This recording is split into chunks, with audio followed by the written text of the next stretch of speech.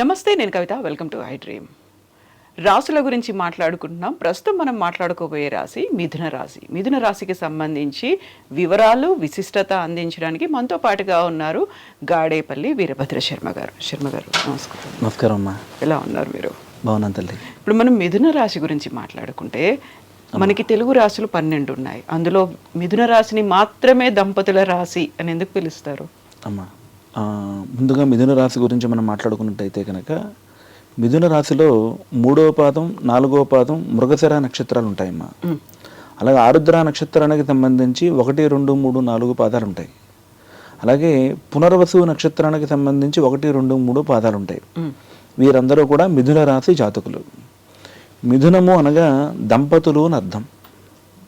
మిథునము అనగానే దంపతులు అని అర్థం.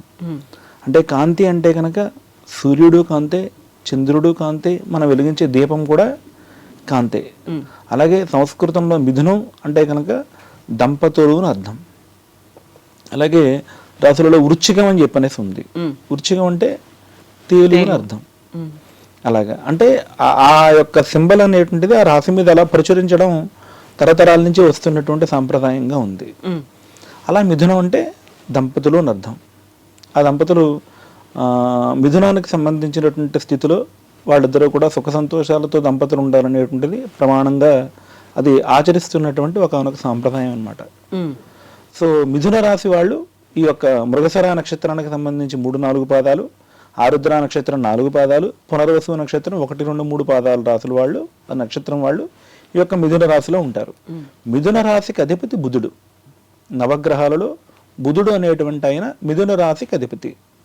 సాధారణంగా మిథున రాశిలో జన్మించినటువంటి వాళ్ళు వాక్చాతుర్యం చాలా బాగుంటుంది. వాళ్ళు చాలా మంచిగా మాట్లాడడం, వాళ్ళ యొక్క మాట తీరుతో దేనినైనా సరే ఆకర్షించుకోగలగడం, ఆ మాట తీరుతో ఏదైనా సరే సాధించగలగడం ఆ యొక్క మిథున రాశికి సంబంధించి బుధుడు అధిపతి కాబట్టి మంచిగా మాట్లాడే చాతుర్యం అంతా కూడా బుధుడు ప్రసాదిస్తాడు.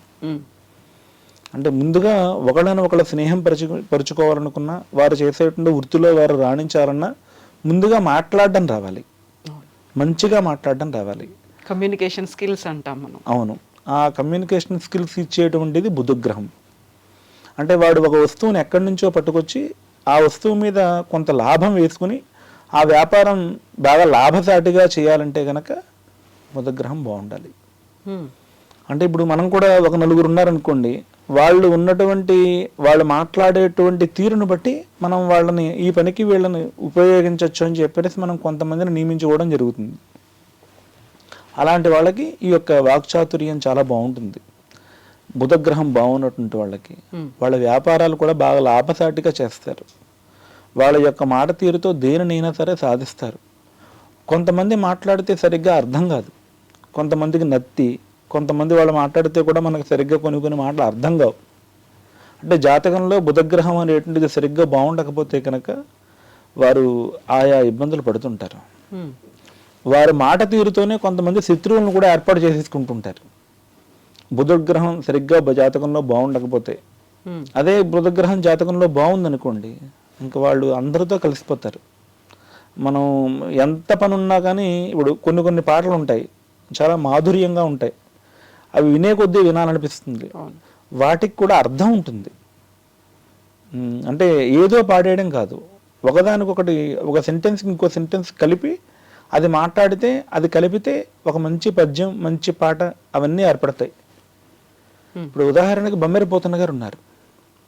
ఆయన భాగవతం రచించారు, వీరభద్ర విజయం కూడా రచించారు. ఆయన రచించినటువంటి కావ్యాలలో భాగవతం అనేటువంటిది చాలా ప్రసిద్ధికెక్కింది. భాగవతంలో ఏ పద్యం మనం ముట్టుకున్నా, ఏ పద్యం మనం విన్నా సరే ఇంకా పరవశించిపోవడమే. అలా వైకుంఠపురంబులో నగరిలో నామూల సౌదంబుదాపల మందార వనాంతరామృత సరప్రాంతేందు కాంతోపలోత్పల పర్యంక రమా వినోదయగుణాపన్న ప్రసన్నుండు విహ్వల నాగేంద్రము పాహి పాహి అని గుయ్యాలించి సంరంభి అయ్యి. భాగవతంలో ఒకనొక పద్యం. అంటే భాగవతం గురించి ఎందుకు మాట్లాడుతున్నారు బుధగ్రహం గురించి అంటే కనుక బుధుడికి అధిష్టాన దేవత విష్ణుమూర్తి. జాతకంలో బుధగ్రహం సరిగ్గా బాగుండకపోతే కనుక ప్రతిరోజు కూడా భాగవతంలో ఏదో ఒక పద్యం వినడం, ఒక పద్యం చదవడం, విష్ణు సహస్రనామాలు వినడం, విష్ణు సహస్రనామాలు చదవడం, ఇలా చేయడం వల్ల బుధగ్రహం బాగా యోగిస్తుందండి. బుధగ్రహం యోగించాలి అంటే కనుక అధిష్టాన దేవతలు విష్ణుమూర్తే. బుధగ్రహానికి సంబంధించి ఒకానొక మంత్రం ఉంటుంది. ఓం ఉద్భుజ్య స్వాగ్నే ప్రతియా గృహేనామిష్టాభూర్తే సగం సృజేధామయంచ అనేటువంటి ఒక వేదమంత్రం ఉంది. ఆ వేదమంత్రం చెప్పిన తర్వాత మళ్ళీ బుధగ్రహానికి అధిదేవత ప్రత్యధి దేవత అని చెప్పనేసి ఉంటాయి. అందులో అధిదేవతగా విష్ణువుని, ప్రత్యధి దేవతగా నారాయణుణ్ణి చెప్పబడింది. అయితే అది కూడా మొత్తం అంతా కూడా విష్ణువు యొక్క అధిష్టాన దేవత అనేటువంటి తత్వంలోనే ఆ బుధగ్రహం అంతా కూడా ప్రసరిల్లుతూ ఉంటుందండి. చూడండి, దేవతలు కూడా కొన్ని ఆపదలు వచ్చినప్పుడు కూడా ఆదుకోవడానికి విష్ణుమూర్తి వస్తుంటారు.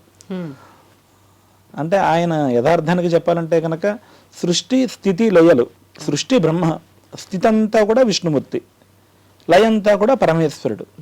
ఈ స్థితి అంటే ఇప్పుడు నడవాలి. ఇప్పుడు మనం టీ తాగాలి, కాఫీ తాగాలి, పాలు తాగాలి, మంచినీళ్ళు తాగాలంటే కనుక ఆ స్థితి అంతా కూడా ఇచ్చేటువంటిది మాతృస్వరూపంగా విష్ణుమూర్తే.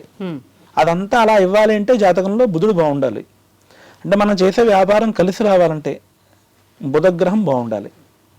బుధగ్రహం బాగుండకపోతే వాడు ఎన్ని వ్యాపారాలు చేసినా ఆ వ్యాపారాల్లో వాడు నష్టమే చూస్తూ ఉంటాడు. వాడు అంటే వాడు 1000 రూపాయలు పెట్టి ఓ వ్యాపారం పెట్టాడు.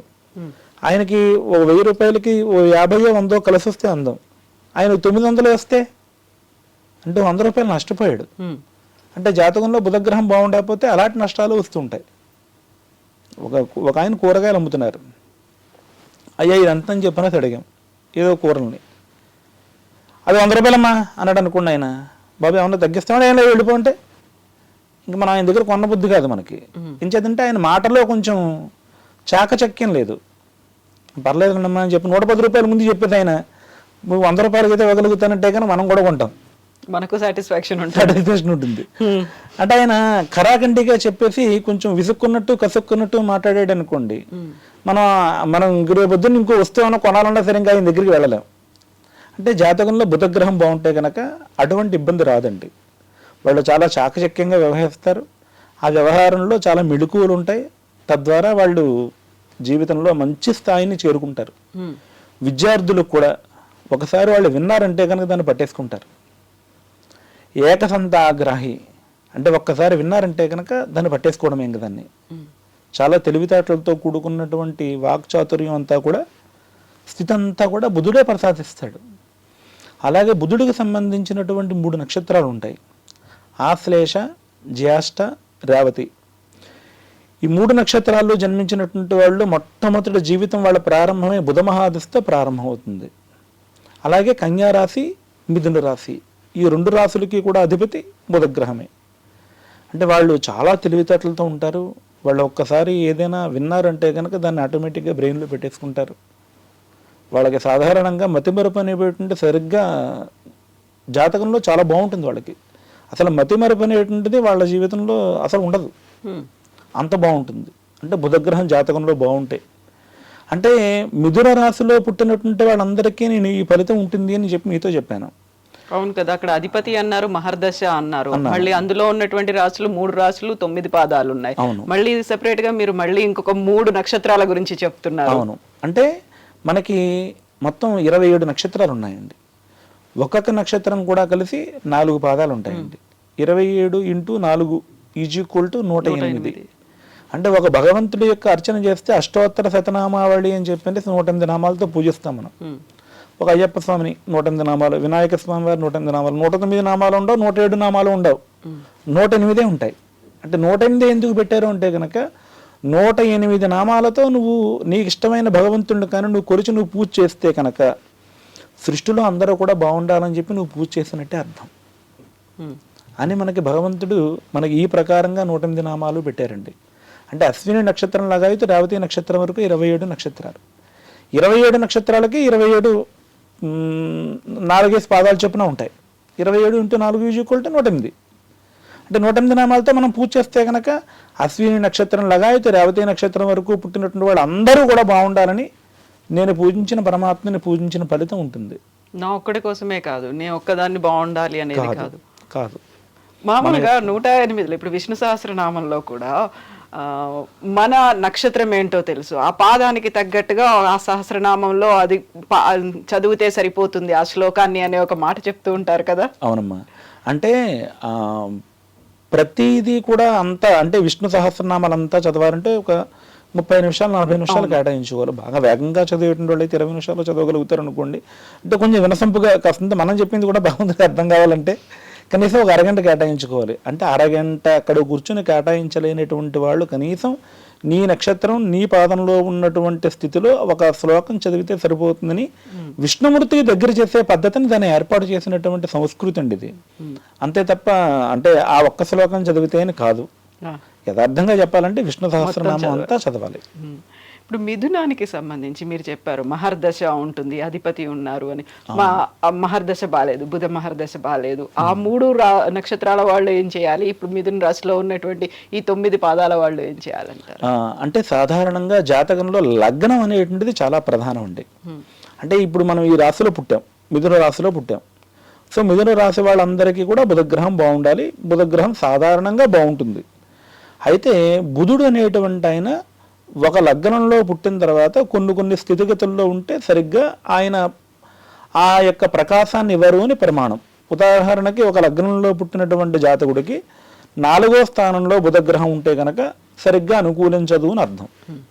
అలాగే మీనరాశిలో ఉంటే బుధుడు, మీనరాశి కానీ మీన లగ్నంలో కానీ జన్మిస్తే కనుక బుధుడు సరిగ్గా అనుకూలించడం అని ప్రమాణం. అంటే మీన లగ్నం అనేటువంటిది బుధగ్రహానికి నీచ. అంటే ఈ యొక్క 12 రాశుల్లో 12 లగ్నాలు ఉన్నాయి మళ్ళీ వీటిలో. అంటే ఇప్పుడు ఉదాహరణకు రాశి ఉంది, ఆ రాశి కాకుండా ప్రతిరోజు కూడా మనకు జరిగేటువంటి యొక్క జీవిత చక్రంలో ఇప్పుడు ఉదాహరణకి ఇప్పుడు కర్కాటక లగ్నం నడుస్తుంది. అంటే కర్కాటక లగ్నం చంద్రుడికి చాలా మహోచ్చ, కుజుడికి నీచ. ఉదాహరణకి మీన రాశి వాళ్ళకి మీన లగ్నానికి మీన లగ్నంలో బుధుడు సంచరించినా సరే ఆయన నీచ అక్కడ మీనంలో సంచరించడం వల్ల. అంటే అది ఎందుకు నీచ అంటే కనుక దానికోసం మళ్ళీ మీకు విడిగా చెప్పాలి. అంటే ఆ యొక్క మీన లగ్నానికి ఎందుకు ఆయన అక్కడ ఉన్నారు అంటే కనుక దానికోసం ఇంచుమించుగా మనకు గంటన్నర పట్టేస్తుంది. అంటే దాని గురించి మొత్తం అంతా విధానం అంతా చెప్పాలి కాబట్టి. సో 4వ స్థానంలో బుధుడు ఉంటే కనుక సరిగ్గా అంత ప్రకాశవంతంగా ఉండడు. అలాగే మీన రాశిలో కానీ మీన లగ్నంలో కానీ జన్మించినటువంటి వాళ్ళకి సరిగ్గా బుధుడు అంత అనుకూలంగా ఉండడం అనేటువంటిది ప్రమాణం. ఒకవేళ బాలేదు అనుకోండి, బుధుడిది మహర్దశ కావచ్చు, అధిపతిగా కూడా ఆయన అనుగ్రహాలు బాలేవు అనుకుంటే ఏం చేయాలి? బాగుండాలి అంటే కనుక మేనమామని బాగా ఆదరించడం, మేనమామతో విసుక్కోకుండా ఉండడం, మేనమామ గారిని కూడా తండ్రితో సమానంగా ఆయన్ని కూడా ఆదరించడం, ఆయనకి నమస్కారం చేయడం చేస్తే మేనమామతో చాలా దగ్గరగా ఉంటే బుధగ్రహం బాగా యోగిస్తుంది. బావ అనేటువంటి వరుస అయినటువంటి వాళ్ళు అంటే ఉదాహరణకి మా అమ్మగారి యొక్క అన్నయ్య గారి యొక్క అబ్బాయిలు ఉంటే కనుక నేను వాళ్ళతో బాగా స్నేహంగా ఉండడం వల్ల వాళ్ళ మీద ఎటువంటి శత్రుత్వం లేకుండా వాళ్ళతో చాలా స్నేహంగా ఉంటే కనుక బుధగ్రహం బాగా యోగిస్తుంది. విష్ణుమూర్తిని బాగా ఆరాధన చేస్తే కనుక బుధగ్రహం బాగా యోగిస్తుంది. తులసి దళాలతో విష్ణుమూర్తి యొక్క ఆరాధన చేయడం, తులసి దళాలు విష్ణు సహస్రనామయుక్తంగా చదివి ఆయన పాదాల దగ్గర పెట్టడం చేస్తే కనుక బుధగ్రహం బాగా యోగిస్తుంది. అంటే జాతకంలో చాలా ఇబ్బంది జరిగేటువంటి పరిస్థితి ఏదైనా బుధుడు ఇవ్వాల్సిన పరిస్థితి ఉంటే కనుక ఇవి చేయడం ద్వారా బుధగ్రహం బాగా యోగిస్తుంది. సో ఇవే రెమెడీస్, ఇంకింతకు మించి చేయాల్సిన అవసరం లేదు. అంటే చేయాలంటే జాతకరీత్యా బుధుడు బాగుండకపోతే కనుక విష్ణుమూర్తి అభిషేకం చేయించవచ్చు చక్కగా పాలతో, లక్ష్మీనారాయణ స్వామి వారికి అభిషేకం చేయొచ్చు.